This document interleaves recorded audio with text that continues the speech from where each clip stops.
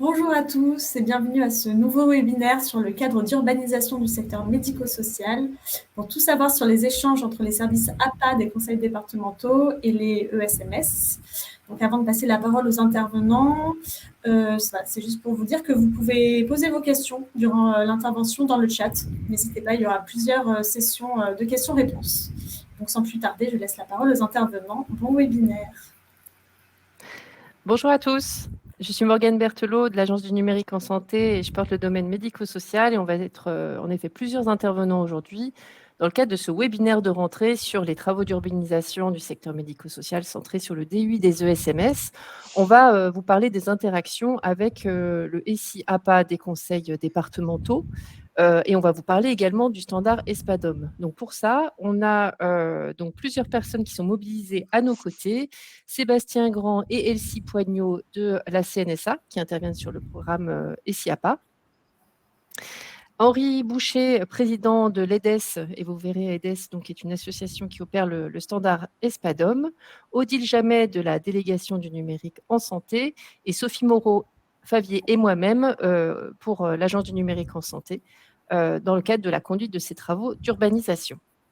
Sans plus tarder, donc, nous allons vous remettre en visibilité ce que sont ces travaux d'urbanisation et je vais laisser la parole à Odile. Bonjour à tous.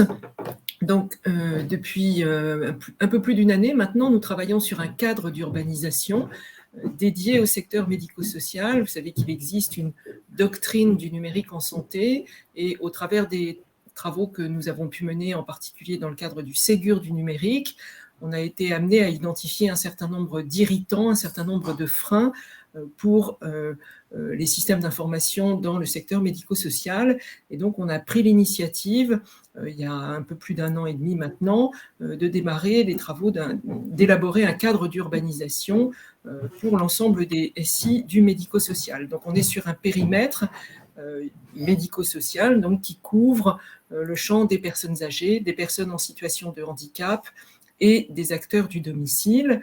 Ce cadre d'urbanisation, il fait l'objet d'un travail en plusieurs étapes, en plusieurs phases, et il fait l'objet donc de travaux de concertation. C'est là où on en arrive actuellement, et c'est dans le cadre de cette phase de concertation que s'inscrit ce webinaire de présentation aujourd'hui. On a déjà publié 2 documents. Un premier document qu'on appelle un document cœur ou un document chapeau qui explique l'ensemble de la démarche et qui explique les principes d'urbanisation que nous avons retenus, ainsi que la cartographie générale pour le médico-social, et puis un deuxième document qui est un rapport de cadrage stratégique et une analyse de l'existant, donc qui fait le point sur les systèmes d'information existants, les freins, les irritants, mais aussi les marqueurs stratégiques qu'on a collecté auprès de l'ensemble des institutionnels et des acteurs de terrain. On s'inscrit dans une démarche résolument collaborative, et donc ces marqueurs stratégiques sont également détaillés dans ce deuxième document, rapport de cadrage stratégique et analyse de l'existant. Pour compléter ces 2 documents, on a travaillé sur un certain nombre de domaines d'études qu'on a identifiés au fur et à mesure de ces travaux comme étant les domaines d'études prioritaires sur lesquels on devait s'attarder, les domaines d'études prioritaires qu'on devait approfondir pour éclairer un certain nombre de dysfonctionnements ou encore une fois, d'irritants pour les professionnels ou pour les usagers dans ce secteur. Et donc, aujourd'hui, on vous présente le domaine d'études numéro 9. On va vous présenter juste après la liste des domaines d'études. Et donc, encore une fois, c'est un des domaines d'études aujourd'hui sur lequel on va faire un focus en particulier, c'est le domaine d'études numéro 9. Ce cadre d'urbanisation, il se veut être un document repère pour l'ensemble de l'écosystème, c'est-à-dire qu'on va essayer d'expliquer avec des cas d'usage, avec des schémas d'orchestration des services, comment les outils numériques doivent fonctionner ensemble. Donc on décrit une cible de comment tout ça doit s'orchestrer, comment tout ça doit fonctionner de manière collective, dans une vision urbanisée au bénéfice des professionnels et des usagers. En point de départ, donc, on s'appuie sur à la fois une analyse de l'existant et des orientations stratégiques, mais on s'appuie surtout sur des questionnements qu'on a collectés au cours des phases amont, et donc on cherche à répondre à ces questions, on cherche à apporter un éclairage sur un certain nombre de sujets, et donc en sortie, en production, en livrable. Donc ce cadre d'urbanisation, il se compose donc du document cœur que j'évoquais en introduction, et puis des différentes fiches qui illustrent, qui éclairent chacun des domaines d'études. On est donc dans une phase de concertation. Ce qu'on va vous présenter aujourd'hui, c'est pour ce domaine d'études 9 le début de la phase de concertation. Donc, il s'agit de vous donner à voir, de vous expliquer ce qu'on propose en matière d'échange entre le SI-APA et le SI des ESMS. Et donc, on va mettre en publication ces documents à l'issue de ce webinaire, et vous aurez, dans le cadre des concertations, vous avez le lien qui est ici indiqué sur la diapositive. Vous pouvez bien sûr réagir au-delà des premières questions que vous allez nous soumettre dans le cadre de ce webinaire, mais vous allez pouvoir réagir pendant les semaines qui viennent. Et donc, on sera amené ensuite à publier un document qui tiendra compte de toutes les remarques que vous aurez formulées, et on publiera ce document plutôt vers la fin de l'année. Voilà, Morgane, je te laisse présenter la liste des domaines d'études. Donc, parmi les irritants, parmi les points durs que nous devons en effet éclairer, comme l'a évoqué Odile, on a identifié en effet 9 grandes thématiques. C'est ça qu'on appelle des domaines d'études. Parmi ces domaines d'études, vous en voyez là dans cette liste qui sont grisés, tout simplement pour dire qu'on les a bien identifiés. Ils sont aujourd'hui référencés dans l'analyse de l'existant et des marqueurs stratégiques. Sauf qu'en fait, on n'arrive pas à avancer suffisamment efficacement pour en sortir des orientations pour une première version. Donc voilà, tout simplement, les domaines d'études que vous voyez en grisé, on ne sera pas forcément amené à inscrire des orientations au titre d'une V1. Ça ne veut pas dire qu'on ne va pas travailler dessus, ça veut dire que là, dans le cadre de nos travaux prioritaires et dans le cadre de cette phase de concertation, on ne sera pas forcément amené à les traiter. Ceci étant dit, donc concentrons-nous en effet sur les sujets sur lesquels on va pouvoir apporter des éclairages et sur lesquels on vous sollicite dans le cadre de cette phase de concertation. Le premier sujet, domaine d'études 1, qui n'a pas encore donné lieu à un webinaire de présentation, ça sera, c'est incessamment sous peu, ce sera mardi prochain.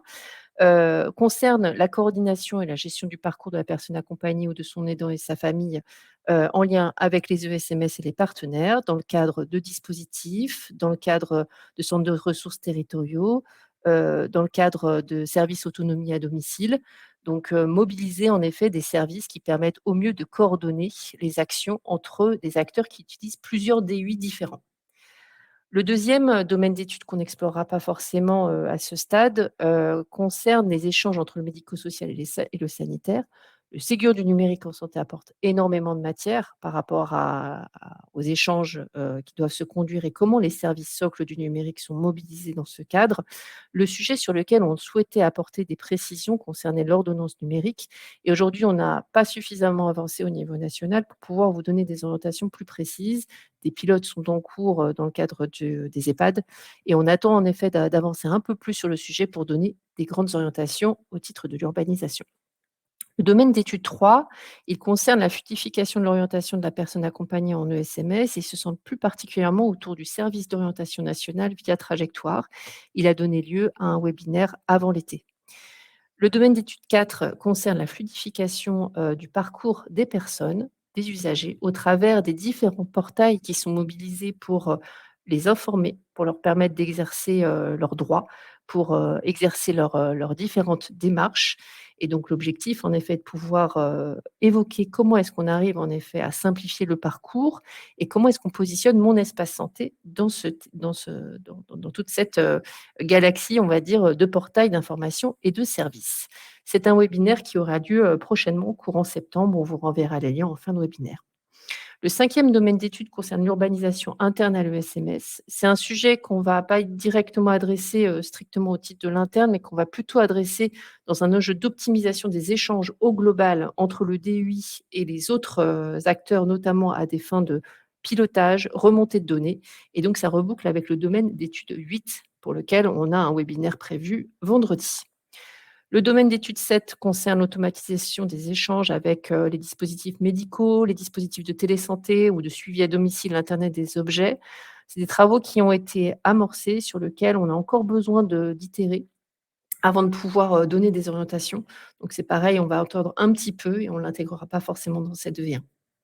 Le domaine d'étude 7 concerne finalement un prérequis, l'identification des acteurs, usagers, personnes physiques, personnes morales, professionnels du médico-social. Comment est-ce qu'on simplifie les parcours? Comment on simplifie leur identification dans les différents services numériques? Tous les domaines qu'on a évoqués là, tous les travaux, ils sont tous sous-tendus à ce principe d'identification qui s'applique sur un référentiel d'identification électronique. Et donc, notre objectif, c'est de pouvoir vous éclairer, acteurs du médico-social, pour savoir ce qui s'applique à vous. Et c'est un webinaire qui aura lieu la semaine prochaine. Et enfin, le domaine d'étude 9 concerne donc le sujet d'aujourd'hui, à savoir la fluidification et la standardisation des échanges entre les départements et les ESMS dans le secteur du domicile pour favoriser le maintien à domicile des personnes en perte d'autonomie. On va vous expliciter un petit peu les grands enjeux qu'on a identifiés dans le cadre de ces travaux, puis on laissera la parole à Sébastien Grand et à Elsie pour vous présenter le SIAPA. Les enjeux, donc, c'est, comme on vient de l'évoquer, soutenir une stratégie de maintien à domicile des personnes âgées en perte d'autonomie et faire en sorte qu'on puisse aussi anticiper l'évolution des dossiers usagers informatisés pour accompagner au mieux la transformation, de, ces structures, SAD, SIAD, SPASAD, donc, avec la réforme en cours et également le positionnement en cible des SPADOM, standard qui existe depuis plusieurs années et qui permet en effet de fluidifier les interactions avec les conseils départementaux. Donc l'objectif, c'est bien sûr de s'inscrire dans une logique du bien vieillir à domicile, de favoriser le maintien à domicile, de favoriser la fluidification ensuite du parcours jusqu'à une possible entrée en établissement, des personnes, si jamais elles sont amenées à entrer en établissement. Dans le cadre de ces travaux, donc on a plusieurs axes de travail. On a identifié 2 grands et c'est sur le premier qu'on va vous faire un focus plus spécifiquement aujourd'hui. Donc sur la standardisation et la fluidification des échanges entre les CD, dans le cadre de l'APA et les ESMS, et ça va se centrer plus particulièrement sur Espadom, comme on vous l'a dit, qui est un format d'échange qui existe et pour lequel on a souhaité en effet donner des perspectives de renforcement et d'évolution. En termes de questions qui sont remontées par le terrain, je laisse la parole à Odile. On t'entend pas, Odile. Pardon, excusez-moi. Donc, comme on vous le disait, cette démarche, elle vise à éclairer un certain nombre de points et en particulier à répondre à des questions qui se veulent très concrètes, qui sont des questions qui nous ont été remontées par l'écosystème dans le cadre, encore une fois, des phases amont de ce travail. Donc, il y a des questions de différents ordres. On a des questions métiers qui portent notamment sur la mise en œuvre de la réforme des services autonomie. Comment est-ce qu'un organisme gestionnaire, par exemple, doit anticiper sa stratégie d'achat avec l'arrivée de cette réforme des services autonomie? Est-ce qu'on doit privilégier le fait, dans le cadre de la fusion d'un SAD et d'un SIAD, par exemple, l'acquisition d'une solution unique qui répond à l'ensemble des besoins, ou est-ce qu'on peut, pendant un certain temps, maintenir les solutions existantes, et qu'est-ce qu'on doit, dans ce cadre-là, exiger de la part de l'éditeur? Comment est-ce qu'on peut assurer un fonctionnement intégré des activités d'aide et de soins, et comment est-ce que le DUI doit évoluer pour pouvoir répondre à ces besoins? Quelles sont les fonctionnalités métiers que les outils, que les DUI, des SAD ou des SIAD doivent comporter? Comment est-ce qu'ils doivent évoluer pour répondre à cette réforme? Et puis, toujours dans ce cadre-là, quels sont les cas d'usage, d'échange et de données entre les ESMS et les conseils départementaux? Qu'est-ce qu'on doit prioriser? Qu'est-ce qu'on doit automatiser? Alors, les réponses à ces questions, on n'y répond pas tout à fait directement dans le cadre de ce webinaire aujourd'hui et dans le cadre de ce domaine d'études 9. Elles sont principalement traitées dans le cadre du Ségur numérique, où on travaille en particulier sur la vague 2, mais on y reviendra au cours de ce webinaire. Et puis, elles sont également traitées dans le cadre d'un exercice qu'on fait de manière concertée avec la DGCS, qui, dans le cadre de la publication du cahier des charges pour la mise en œuvre des services autonomie, a souhaité la production d'un guide pour les systèmes d'information qui est associé à ce cahier des charges et qui est en cours de finalisation. Donc c'est plutôt dans ce guide en particulier, qui devrait voir le jour d'ici la fin du mois de septembre, être publié d'ici la fin du mois de septembre, que vous trouverez des réponses à ces questions plus spécifiquement métiers. En termes d'interopérabilité, une des questions clés, c'est est-ce que le référentiel ESPADOM doit être inscrit comme un des volets du cadre d'interopérabilité des systèmes d'information de santé, donc le CISIS.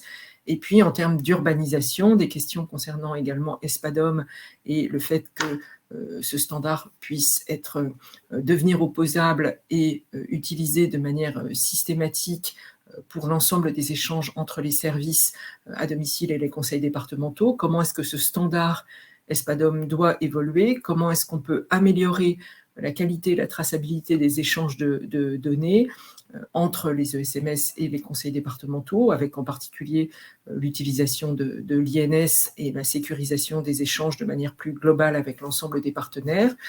Et puis, la mise en œuvre du SIAPA.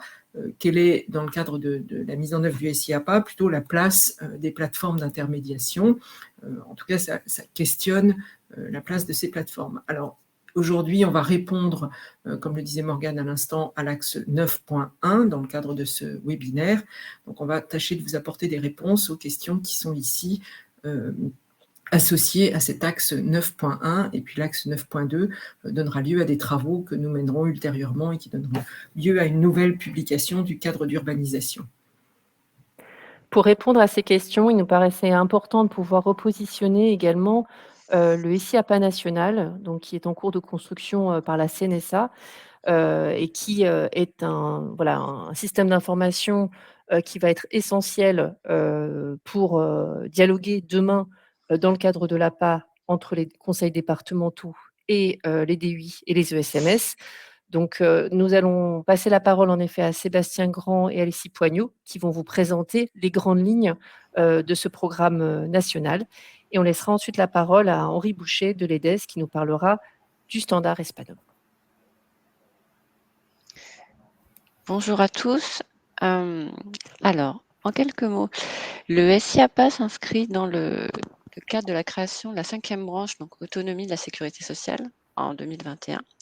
Dans ce cadre, la CNSA a été chargée de construire un système d'information national consacré à l'APA à domicile, point important, puisque l'APA établissement reste à la charge entière des départements pour l'instant, qui doit permettre donc de prendre en charge l'APA de bout en bout, du dépôt de la demande, l'évaluation du domicile, l'attribution et le suivi de la mise en œuvre des prestations, avec un aspect paiement et bien sûr contrôle des prestations. Ce qui représente quand même plus de 3 milliards de dépenses, 800 000 bénéficiaires, et donc cela concerne l'ensemble des conseils départementaux. On peut passer à la slide suivante. Voilà. Donc, l'objectif de ce grand programme, qui est un programme national qui va donc permettre à tous les conseils départementaux d'utiliser le même système pour gérer l'APA, ça doit avoir une plus-value, bien sûr, pour l'usager, en simplifiant son parcours, en lui proposant un parcours unique, donc garantir l'effectivité de ses droits et l'égalité de ses droits en tout point du territoire.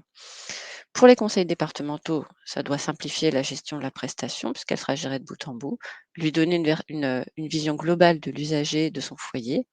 Ça doit aussi lui permettre d'avoir de nouveaux services, et notamment de récupérer en s'interfaçant avec d'autres services nationaux, de récupérer les données de manière automatisée et immédiate. Pour les prestataires, ça permet de faciliter et de sécuriser les échanges avec les conseils départementaux, de les identifier plus facilement et bien sûr de gérer plus facilement la prestation, la facturation et le contrôle des prestations. Et enfin, au niveau national, c'est très important pour nous permettre le pilotage de la 5e branche, et ça doit représenter une source de données fiable et nationale. Alors, hop, un tout petit peu. Voilà. Alors, on vous propose un schéma qui vise à illustrer tout le périmètre de la première version du SIAPA, sachant que la V2 inclura aussi un module de dépôt de la demande. Pour l'instant, le dépôt se fait via un module géré par la CNAV. La demande peut être déposée donc, par l'usager soit en ligne, soit en papier. L'usage du papier est toujours conservé si nécessaire. Et le SIAPA donc permet au niveau du conseil départemental, sur la base des pièces fournies lors du dépôt de la demande, donc d'instruire la demande, d'organiser la visite, d'élaborer un plan d'aide, de notifier le plan d'aide et les droits à la personne aidée. Ensuite, le choix du prestataire reste au libre choix de la personne aidée. Ensuite, le système permet de récupérer le plan d'aide et de contrôler l'effectivité des prestations une fois effectuées.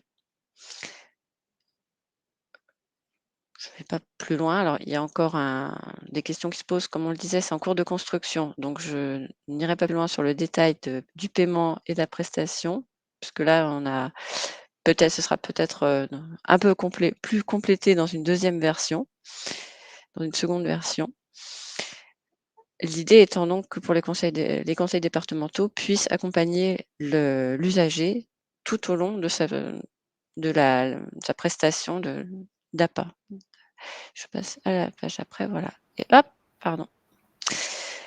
Pour cela, le SIAPA doit s'interfacer donc avec plusieurs services nationaux, avec l'écosystème départemental, puisque comme je vous le disais, ça ne concerne que l'APA à domicile, pas l'APA établissement, et bien sûr pas la PCH et pas le reste de la sphère sociale qui reste à la main du département. Donc ça va s'interfacer avec les différentes briques du SI du département. Une des difficultés étant que bien sûr chaque conseil départemental a sa propre solution, sa propre architecture et son propre écosystème. Donc aussi bien en ce qui concerne la GED que l'éditique, l'intermédiation quand il y en a, et aussi les systèmes financiers. Ça s'interface aussi avec les systèmes nationaux, donc aussi bien SNGI, DGFIP, l'Aurore, via Trajectoire, la CARSAT, la MSA et les CESU. Et encore une fois, sur le périmètre et sur les interfaces qu'on va mettre en place, il y a encore des questions qui se posent qui vont être tranchées dans les mois qui viennent. Et tout en haut, nous voyons donc le portail DA qui va être utilisé dans la version 1 et qui sera remplacé par un portail d'usager inclus dans le SIAPA dans une seconde version. Voilà, un petit complément, Elsie. Oui. Le portail DA aujourd'hui va être effectivement utilisé dans la version 1 du SIAPA pour le dépôt du dossier. Donc tous les départements pourront passer par ce portail DA pour déposer le dossier qui sera ensuite automatiquement inséré dans le SIAPA. Et si le département a une GED, on pourra effectivement de manière automatique envoyer les documents dans la GED du département. En version 2, on va faire évoluer a priori la partie relation usagée.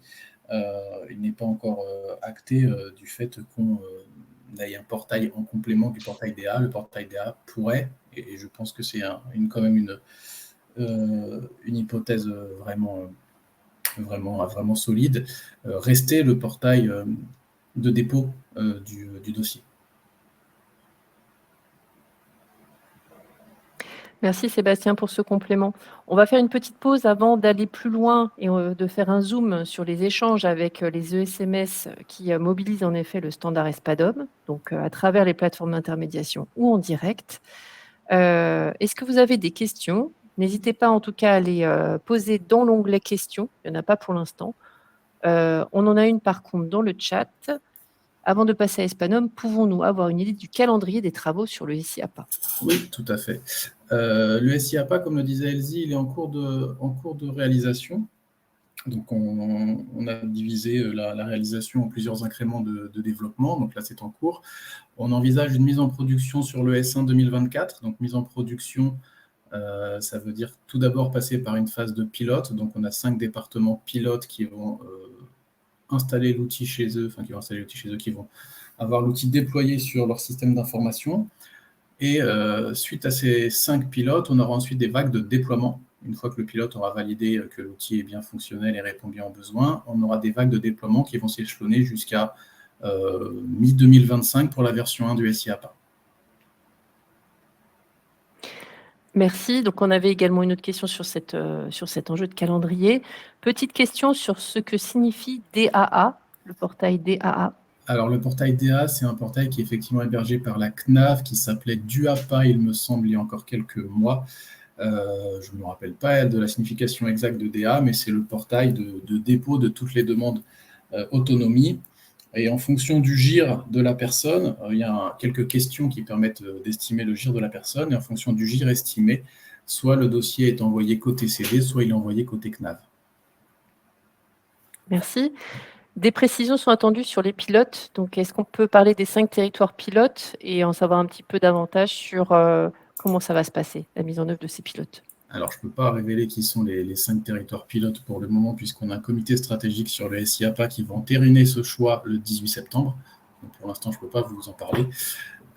Comment vont se passer les pilotes? Il va y avoir un déploiement sur les 5 territoires qui sont prévus. Il y aura un test et un accompagnement fort de la CNSA sur ces 5 pilotes pour vérifier à la fois que les fonctionnalités d'instruction du dossier APA sont conformes aux attentes, mais aussi pour vérifier que l'ensemble des interfaces qui sont prévues avec les SI départementaux, donc les SI locaux, sont également fonctionnelles. Donc c'est à la fois des tests sur la partie, on va dire, instruction de dossier et sur la partie interfaçage local. Et une fois que les pilotes auront validé le fonctionnement de tout ça, on pourra rentrer sur les vagues de déploiement. Une question sur les interactions avec Via Trajectoire. Quelles vont être les interactions entre le SIAPA et Via Trajectoire? Qu'est-ce que cela va changer pour le module grand âge de Via Trajectoire? Alors, on travaille Tu prends la question, Sébastien? Oui. Je commence et je te laisserai compléter. On travaille effectivement avec l'ANS et avec le GCS SARA pour interfacer le SIAPA et Via Trajectoire. Dans un premier temps, le Via Trajectoire va venir alimenter le SIAPA pour que les professionnels des départements puissent aller consulter quels sont les prestataires qui répondent aux besoins de la personne qui a été évaluée. Et dans une version 2 du SIAPA, on envisagera peut-être de faire évoluer tout ça pour avoir un service de meilleure qualité, en tout cas un service rendu à l'usager plus important, avec des choix de critères, avec des choix de périmètre, avec des choix de territoire. Mais dans une version 1, on est vraiment sur plus un échange de référentiels.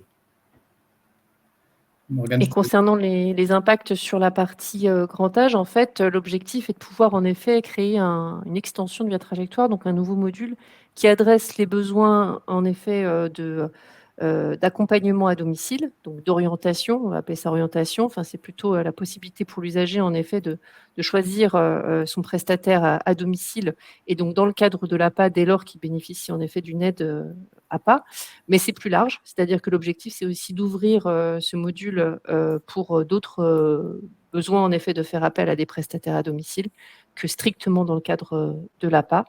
Donc voilà, ça ne vient pas percuter, on va dire, la feuille de route du module grand âge, mais ça vient compléter les modules, les parcours qui sont mis à disposition dans le cadre de Via Trajectoire. Donc un nouveau module en construction et qui va permettre en effet de re-questionner d'autres cas d'usage qui ont déjà été éprouvés, expérimentés sur le terrain, mais qui n'étaient peut-être pas encore suffisamment fluides, voilà, des fonctionnalités qui n'étaient peut-être pas suffisamment encore bien rodées. Voilà, on va repenser le processus d'orientation dans le cadre du domicile, en démarrant les travaux sur la partie APA et en démarrant sur la question de l'annuaire avec les équipes de la CNSA. On a d'autres questions encore, on va peut-être en prendre une ou deux. On a une question sur le SIAPA est-il un SI local qui reste dans la main des départements ou SI national? Le SIAPA est un SI national. Équivalent à du SAS, si on devait parler en langage éditeur. Quels seront les rôles des clics une fois tout ceci mis en place pour les dossiers APA? C'est une question sur laquelle je ne voudrais pas m'avancer parce que je ne suis pas sûr d'avoir la réponse et de bien connaître le contexte de la demande. Du coup, je ne préfère pas m'avancer sur cette réponse. Je suis désolé. Je veux bien, par contre, que si la question est importante, vous envoyez un petit message à l'adresse du programme SIAPA qu'on vous donnera en fin de réunion. Et on avait une question sur l'INS. Sophie vient d'y répondre dans le chat. Merci, Sophie, sur le fait qu'en effet, il y a un enjeu de pouvoir interagir avec le téléservice CNSI puisque dans le cas du SIAPA, on manipule des données de santé à caractère personnel, pas que des données administratives ou de gestion de prestations de facturation, comme vous l'évoquez. Donc, dès lors qu'on couple l'identité d'une personne à des données de santé, notamment, Sophie évoquait le GIR, mais c'est pas la seule information manipulée dans le cas du SIAPA, on est amené, en effet, à référencer l'identité de la personne avec son INS et à solliciter le téléservice de l'assurance maladie dans ce cadre-là. On va passer désormais, merci beaucoup en tout cas Sébastien et Elsie pour ce focus donc important sur ce programme national qui est en train de se mettre en place. Et on va laisser la parole à Henri Boucher, qui est président de l'EDES, qui va nous parler du standard ESPADOM, qui constitue donc un format d'échange qui s'est mis en place depuis quelques années pour standardiser les échanges entre les conseils départementaux et les services à domicile dans le cadre de l'APA. Henri, je te laisse la parole. Merci beaucoup.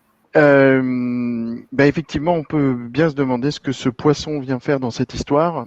Mais l'idée, effectivement, c'est de venir vous parler de ce standard qui est une initiative prise par l'association qui s'appelait à l'époque à sa création EdiSanté, qui a été transformée en EDES au moment justement de ce projet soutenu par la CNSA qui visait justement à faire émerger un standard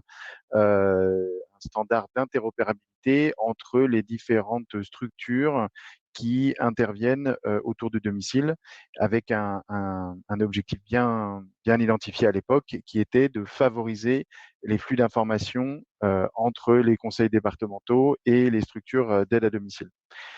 Cette association, elle est donc à statut loi 1901. Elle regroupe des fédérations de SAD, des sociétés de conseil, des éditeurs de DUI, des éditeurs de plateformes d'intermédiation et également des conseils départementaux.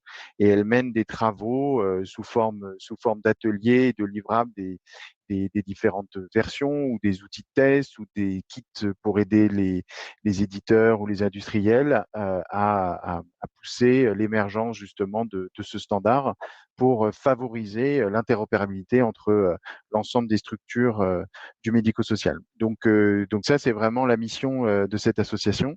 Et on a continué, au-delà de la mise en œuvre du standard, à développer, j'en parlerai un petit peu après. Donc cette initiative portée justement par la CNSA, c'est d'éviter justement qu'à chaque fois qu'une plateforme d'intermédiation se met en œuvre dans un territoire et qu'un éditeur SAD essaye de s'y raccrocher, qu'à chaque fois on soit dans une logique de flux propriétaire. Donc le but de l'association a été de réunir un peu tous les acteurs autour de la table pour que collectivement on arrive à faire émerger. Il n'y avait pas encore le CISIS à l'époque, il n'y avait pas encore cette démarche du virage numérique. Et donc, il y a eu cette initiative autonome, on va dire, soutenue par la CNSA pour porter ces travaux et faire émerger ces éléments. Donc, ça s'est mis en œuvre vraiment pendant plusieurs années en co-construction entre les différents parties prenantes, les départements, les fédérations, les éditeurs. Et puis, on a une finalisation en 2016. Et voilà, globalement, on a commencé le déploiement à partir de 2016 et on peut voir sur la carte à droite que c'était une photo, je crois, fin 2021, mais globalement on a passé la barre de plus de 50% des départements qui sont équipés désormais d'une solution utilisant le format ESPADOM. La quasi-totalité des éditeurs, 100% des éditeurs de plateformes d'intermédiation utilisent ce standard et la quasi-totalité des éditeurs de DUI-SAD sont également utilisateurs de ce standard. Donc, c'est vraiment un outil qui s'est généralisé. On est effectivement à un premier niveau de déploiement significatif, mais dans les échanges liés au cadre d'urbanisation dont on est en train de parler et les enjeux dans nos échanges avec la CNSA vis-à-vis du SIAPA national, c'est bien sûr de viser la généralisation pour faire en sorte qu'on puisse avoir un usage sur l'ensemble du territoire et sur l'ensemble des messages proposés par EDES. Alors justement, ce standard ESPADOM, globalement, il utilise 3 messages XML. Donc, on est globalement, sans rentrer dans trop de détails, mais on n'a pas réinventé la roue à l'origine. Justement, on a choisi un format européen qui s'appelle Edifact, qui structure globalement les échanges de données entre professionnels. Et on a aménagé, on va dire, ces flux d'informations pour nous permettre de gérer les spécificités de notre secteur. Donc globalement, il existe dans le standard actuel 3 flux.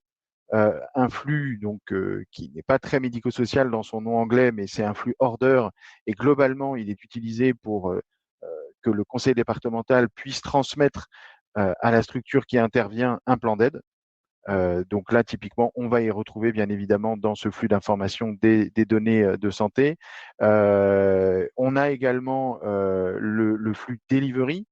Donc là, évidemment, dans les enjeux, notez bien qu'ils sont énormes, dans les enjeux pour les conseils départementaux et la motivation à mettre en œuvre des plateformes d'intermédiation, il y avait au cœur du dispositif, en le contrôle d'effectivité. Donc, comment est-ce que, grâce à des systèmes de télégestion, puis un peu plus tard dans le temps de télétransmission, c'est-à-dire qu'en gros, que le SAD est équipé de son propre système de télégestion, mais il télétransmet l'exhaustivité de ses pointages à la plateforme du conseil départemental. Eh bien, voilà, comment est-ce que tout cela permet de s'assurer que l'APA est bien payé pour de l'APA.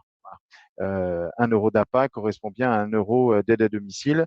Et donc ça a fortement aidé les conseils départementaux à mieux utiliser les fonds alloués à l'APA pour s'assurer que c'était bien face à des dépenses réelles grâce à ce contrôle d'effectivité. Le troisième et dernier flux, c'est le flux invoice, qui est un flux qui, dans une logique compatible à tout, alors même si le projet a été interrompu dernièrement sur la facturation électronique, mais globalement, on est dans ces mêmes logiques, dans ces mêmes standards de flux d'information de facturation, en lien avec Chorus également, qui sont des possibilités justement pour…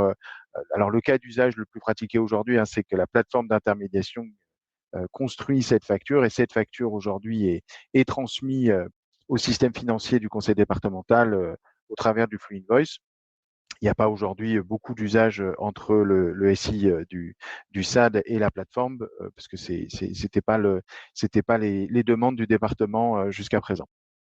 Donc globalement, par rapport à toute cette architecture XML, on va dire, on a introduit un certain nombre de concepts comme la notion de bénéficiaire. On a introduit des notions qui sont directement liées à le domicile avec le GIR, les aidants, des notions d'actes, des notions d'eurodatage d'intervention, des problématiques de règles d'arrondi. Tout ça enrichit ce format ESPADOM et embarque l'ensemble des spécificités qu'on a pu rencontrer dans les différents départements.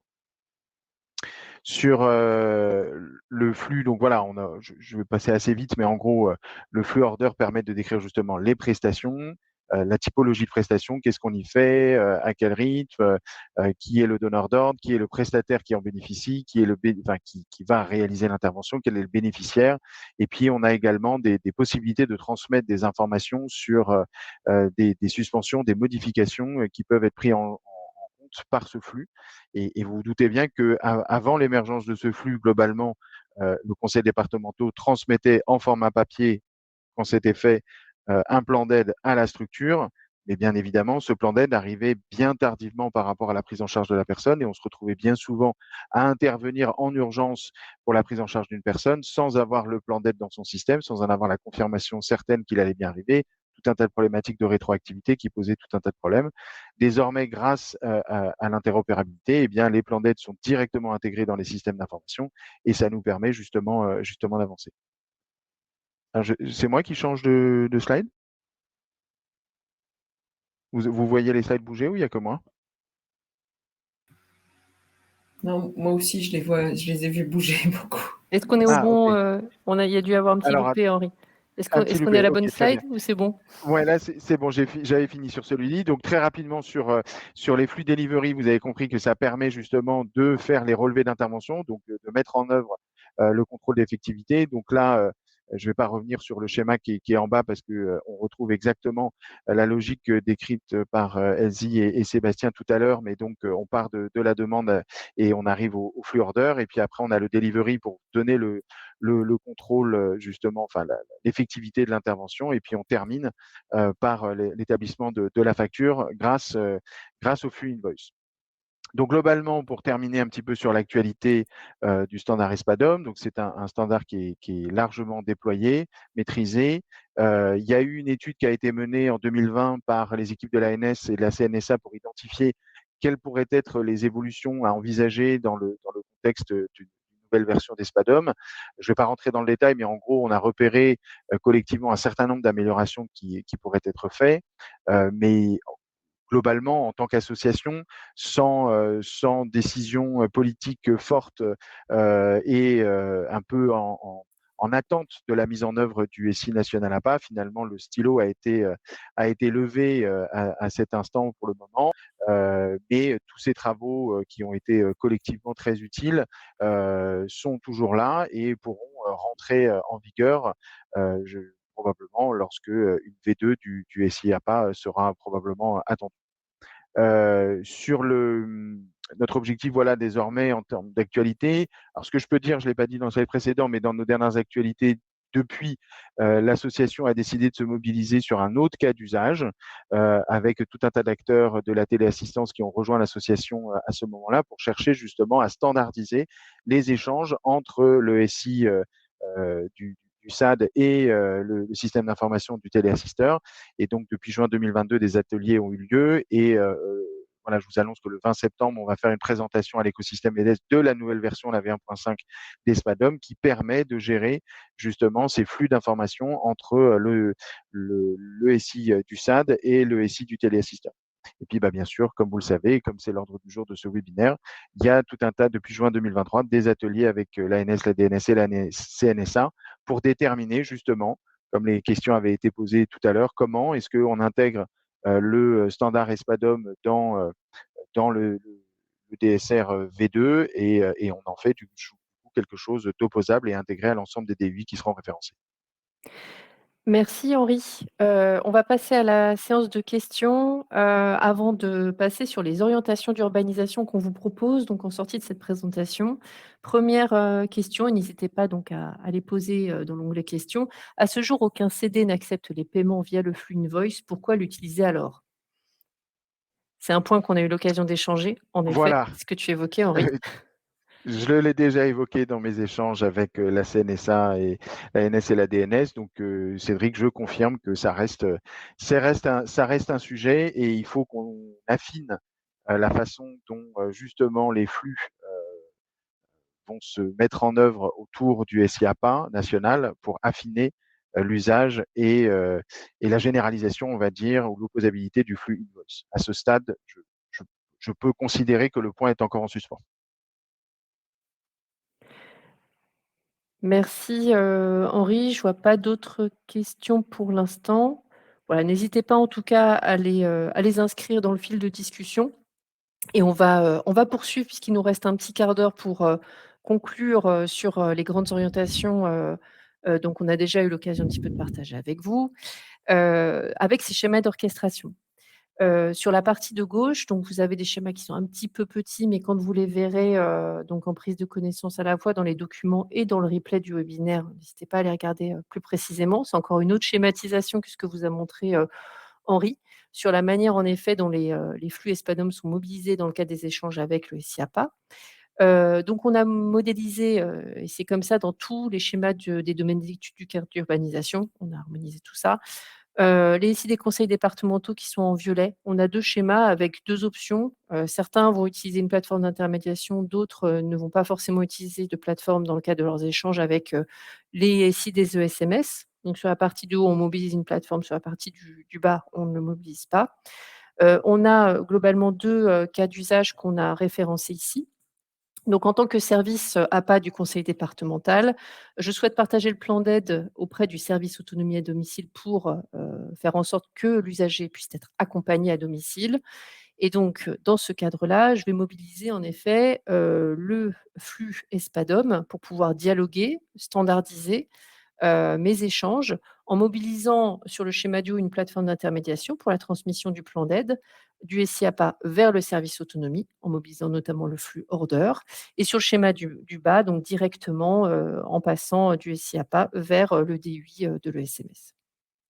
Deuxième cas d'usage, donc en tant que SMS, je souhaite transmettre mon relevé d'intervention brut, puis le relevé d'intervention corrigé, après donc les corrections éventuelles des données donc en situation réelle, et enfin, éventuellement, si opportunité, la facture détaillée de la prestation, si ça se passe comme ça dans la vraie vie. On se laisse encore, comme on vient de le dire, une éventualité de pas forcément inscrire le flux invoice dans ces travaux du cadre d'interopérabilité et du SI APA. Donc pour cela, le SI des ESMS, donc le DUI des acteurs du domicile, va transmettre les relevés d'intervention au format ESPADOM, et donc c'est le flux delivery qui va être mobilisé. Donc la facture éventuellement, ce sera le flux invoice. La transmission donc au format ESPADOM, elle peut être réalisée soit de manière directe, c'est le schéma du bas, soit via la mobilisation d'une plateforme d'intermédiation, et c'est le schéma du haut. Donc globalement, c'est un petit peu une redite de tout ce qu'on vous a dit. On a schématisé ça via ce qu'on appelle un schéma d'orchestration des services, qui sont systématiquement les schémas qu'on vous expose dans le cadre de ces travaux d'urbanisation. Donc voilà, on vous soumet en tout cas ces schémas et ces cas d'usage avant de vous partager les grands principes. Et je laisse la parole à Odile. Juste peut-être Morgane, tu m'entends? Oui. Il y a une question qui était dans le chat, c'est: ce format sera-t-il obligatoire pour la mise en place du SI APA? Peut-être repréciser ça. Je pense que ce serait peut-être bien que Sébastien, tu puisses prendre la réponse si tu es encore avec nous. Ouais, dans le cadre du SI APA, c'est effectivement le format ESPADOM qui sera conservé et qui sera renforcé pour pouvoir communiquer directement avec le SI APA. Si aujourd'hui vous avez déjà une plateforme d'intermédiation qui est sous un autre format, elle continuera à fonctionner. Mais si vous voulez discuter en direct avec le SI APA, ça sera au format ESPADOM.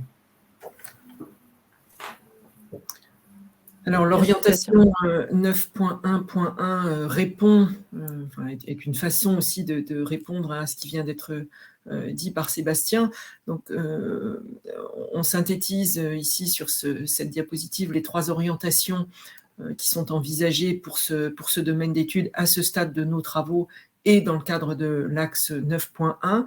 Donc, on affirme que le référentiel ESPADOM constitue le standard d'échange de données entre les acteurs accompagnant les personnes âgées à domicile et les équipes SI APA des conseils départementaux. Donc, effectivement, en quelque sorte, comme vient de le dire Sébastien, on rend le standard obligatoire et il a vocation à être inscrit dans le cadre d'interopérabilité. Les échanges via le SI ESPADOM, le format ESPADOM seront inscrits dans la V1 du SI APA. Donc, dès la première version du SI APA, c'est le format ESPADOM qui est mis en œuvre. Et comme l'a dit précédemment Henri, et puis l'équipe SI APA, il y aura des évolutions dans le cadre d'une V2, mais ça reste à travailler. Et puis, pour que tout ça soit cohérent et pour que l'ensemble des 8 qui équipent les SI des ESMS sur le champ de domicile est bien pris en compte ce format ESPADOM. On l'intègre également dans la vague 2 du Ségur numérique, donc ce qu'on appelle le domaine MS1, donc pour les acteurs du domicile en particulier. Et donc, il y aura des exigences qui imposeront le standard ESPADOM pour les DUI du secteur domicile.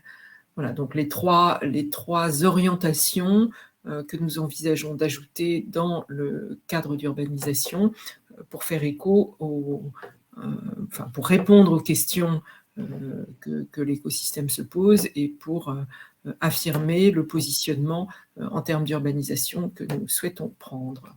Voilà. Il y a des questions complémentaires. Certains éditeurs utilisent-ils déjà le format ESPADOM? Si oui, lesquels? Globalement, le format il est relativement en effet intégré aujourd'hui auprès des acteurs du domicile, des 8 de SAD. L'objectif, en effet, de l'intégrer dans le cadre des travaux du Ségur vise à le systématiser et vise également à vérifier sa bonne implémentation sur l'intégralité des flux qu'on considérera en effet comme étant nécessaires, obligatoires à implémenter. Donc la question de invoice se posera. En tout cas, sur order et delivery, l'enjeu sera de procéder à une vérification de conformité systématique pour s'assurer de la bonne implémentation du standard. Et donc une vérification qui sera dans le cadre du référencement vague 2 des solutions de DUI du domicile. Et autre question, donc au niveau des DUI, certains sont-ils actuellement compatibles au standard ESPADOM sans attendre le DSR vague 2 ? On aurait tendance à dire que… Je peux répondre, oui, si vous vas-y. voulez. Oui. L'association, nous, on voit bien que ce que je disais tout à l'heure, hein, les 3 plateformes d'intermédiation sont déjà utilisatrices à 100% du format ESPADOM. Et j'ai dit la quasi-totalité des éditeurs de DUI, puisque globalement, il y a quelques solutions plus anecdotiques qui aujourd'hui ne sont pas utilisatrices du format, mais les plus gros faiseurs sont très largement utilisateurs et depuis longtemps, et d'ailleurs étaient partie prenante des travaux autour de la table et donc ont contribué à l'émergence du standard. Donc les plus gros faiseurs et les plus gros acteurs aussi qui disposent de leur propre SI sont également utilisateurs du standard. Merci Henri. Est-il envisagé de passer sur des standards de type FHIR beaucoup plus actuels ? Alors, dans le cadre de l'étude qu'a évoquée Henri Boucher, qui a été conduite en 2020, justement, l'enjeu était de réaliser une étude des normes et standards au niveau international pour savoir si les choix qui avaient été faits par l'association EDES étaient bons, on va dire, si les standards qui étaient utilisés étaient bien adaptés et bien aboutis pour répondre aux cas d'usage. Et c'est en effet la conclusion qu'on a rendue. C'est qu'aujourd'hui, au regard de tous les standards qui existent, les choix qui ont été faits se basant sur ces facts sont les plus adaptés, les plus matures pour répondre à ces cas d'usage. Donc ça ne présage pas derrière de comment le standard pourrait évoluer, mais en l'état, on ne remet pas en question en effet les choix qui ont été faits sur le standard ESPADOM.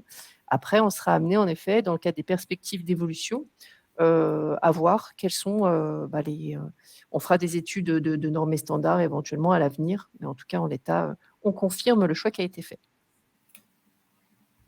Et si je peux compléter rapidement, juste vous dire que dans une expérimentation qui avait été lancée sur le format ESPADOM V1.4 dans le cadre de l'expérimentation SPASAD, il va y avoir certainement, comme le rappelait Odile, des questions qui vont se poser dans les enjeux avec la DGSCS vu la réforme des services autonomie. Il y a probablement aussi des évolutions qui vont arriver de ce côté.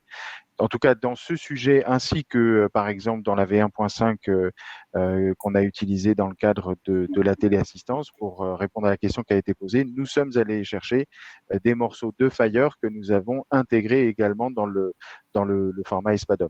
Voilà, donc on n'oppose pas EDIFACT à FHIR, on utilise les forces de chacun pour répondre aux cas d'usage auxquels nous sommes confrontés. Une question un petit peu précise. Une des principales problématiques sur ces différents flux est la rétroactivité des prises en charge à -2, -3 mois, ce qui engendre énormément d'incohérences. Cela sera-t-il solutionné avec le SIAPA ? Est-ce que ça vous parle ?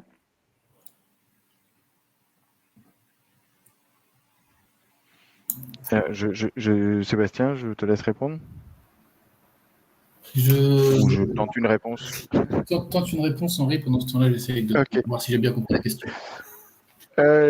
Globalement, je pense que la question, si la problématique c'est que l'information arrive trop tard et donc elle engendre une forte rétroactivité pour le mettre en œuvre une fois que l'information arrive, j'ai tendance à penser que évidemment le SIAPA aura comme ambition de transmettre le plan d'aide le plus vite possible au SAD, ce qui évitera une trop forte rétroactivité, voire même l'annulera totalement. C'est également d'ores et déjà aujourd'hui le rôle des plateformes d'intermédiation qui est d'accentuer la transmission du plan d'aide et on a pu observer dans l'ensemble des territoires où ça a été déployé le fait que le délai s'est considérablement raccourci, tout comme on a vu que le délai de paiement également s'est considérablement raccourci grâce à la mise en œuvre du contrôle d'effectivité.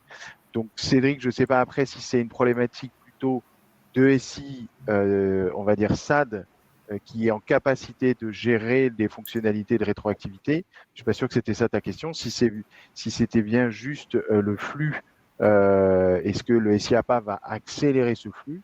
J'ai tendance à penser que oui. Voilà.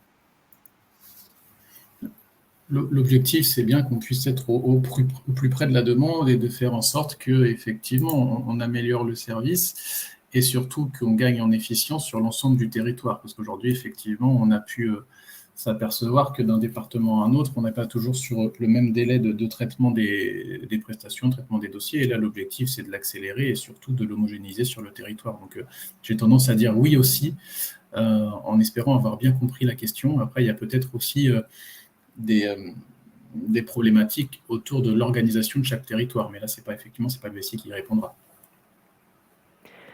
Alors, pour nous permettre de terminer ce webinaire dans les délais, je vous propose qu'on passe à la suite. Malheureusement, on ne pourra pas répondre à toutes les questions, mais n'hésitez pas, Sébastien notamment transmis l'adresse de l'équipe programme SIAPA pour répondre plus pleinement aux questions que vous pourriez vous poser dans ce cadre-là.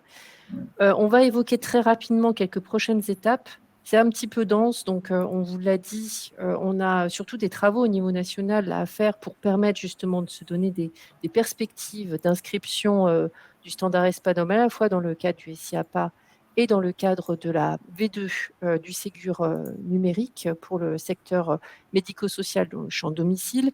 Il y a des travaux qui sont aussi en cours côté CNSA dans le cadre du SIAPA sur les choix qui vont être faits de définir en effet les fonctionnalités des plateformes d'intermédiation à prévoir, le maintien également de ces plateformes d'intermédiation en cible, donc ils se sont déployés sur les territoires, forcément avec la construction du SIAPA, il y a des questions d'urbanisation générale qui se posent dans les perspectives. Aujourd'hui, elles existent, aujourd'hui, elles rendent service, donc elles vont être maintenues pour permettre en effet de déployer le SIAPA sans régression.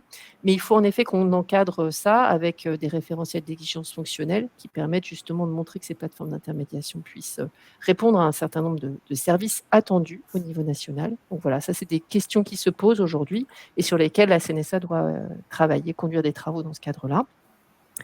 On doit également travailler avec l'association EDES sur les modalités d'évolution de ce standard, donc en lien avec la CNSA et la vague 2 du SIAPA, qui doit également apporter un lot d'évolution. Comment est-ce que ces évolutions se mettent en œuvre, quelles sont les priorités, etc.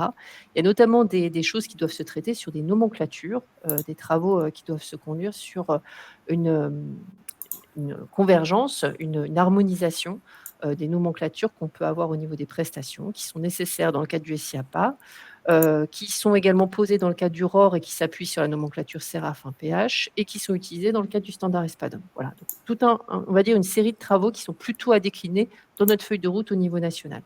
Et par ailleurs, l'axe 2, qu'on n'a pas eu l'occasion d'évoquer plus que ça avec vous, mais qui pourrait mobiliser la question de l'orchestrateur de données SIDOBA, dont on parlera dans le cadre du webinaire de vendredi, et donc son positionnement par rapport au flux d'échange qu'on vient d'évoquer.